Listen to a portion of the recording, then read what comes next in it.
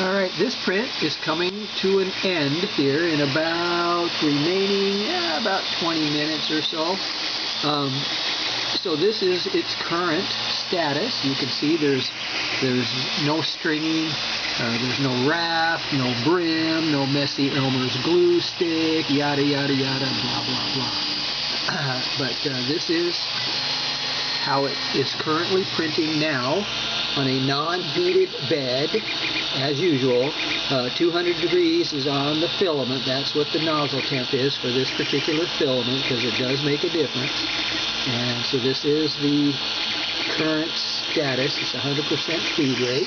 We have our standard stock, regular, run-of-the-mill, no frills hot end, as you can see there. Plastic extruder, as you can see there. My filament's over here. It is being fed into the extruder, or it's being pulled by the extruder and pushed down the white Bowden tube. This is all set up intentionally as you see it, and all the parts you see came in the box, including the springs, including the board, the motherboard, the firmware, everything else that was in the box is currently there. We have the E-steps are at 93 because I've left everything alone, because that's the way it came in the box. Once you've assembled it properly, not just assemble it, but properly to factory specifications, this is the outcome.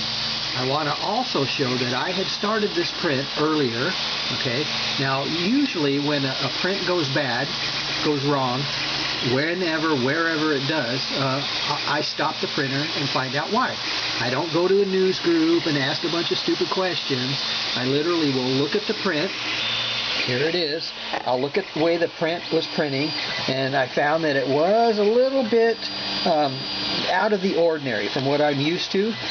It started great, everything looks good, but it began to look a little sloppy.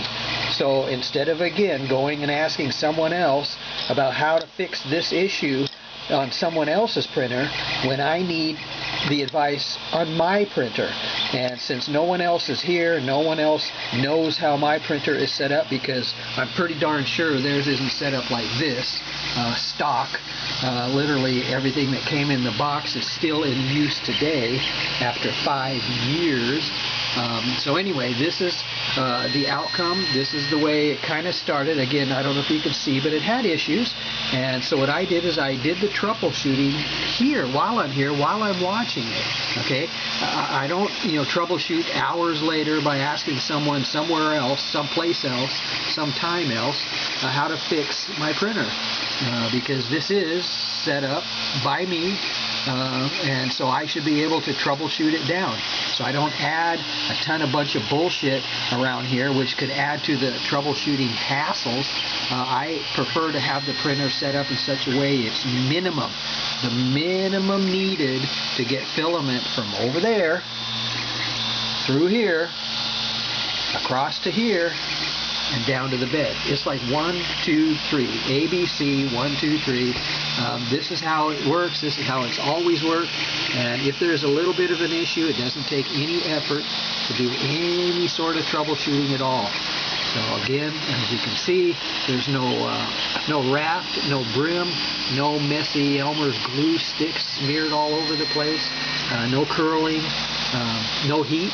Again, no heat to the bed.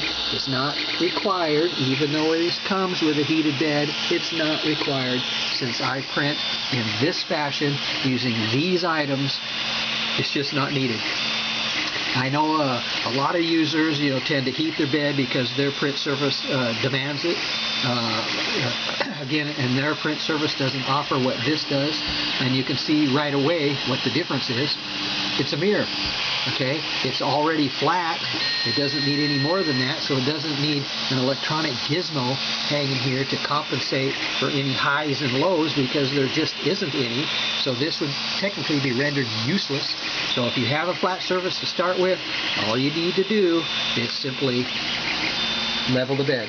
And I call it tramming, which is the proper term, because tramming solves both level and distance at the same time. That's just what it does. So there you go.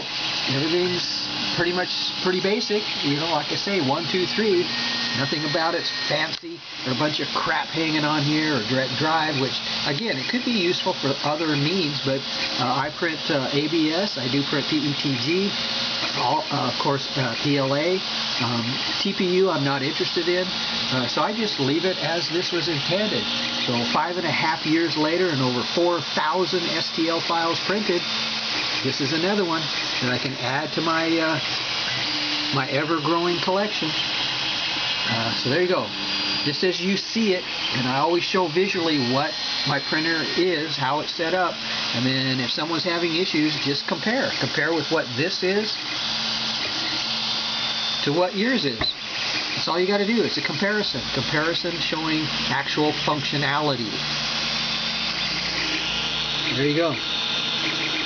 All the information you're ever going to need is right here. Oh, one more thing. Springs are stock, not yellow, not chunks of rubber. There you go. Again, no need to say anything if it's all right here. All right. Happy stress-free printing as usual. All right, we got 15 minutes. Yeah, roughly 15 minutes. All right.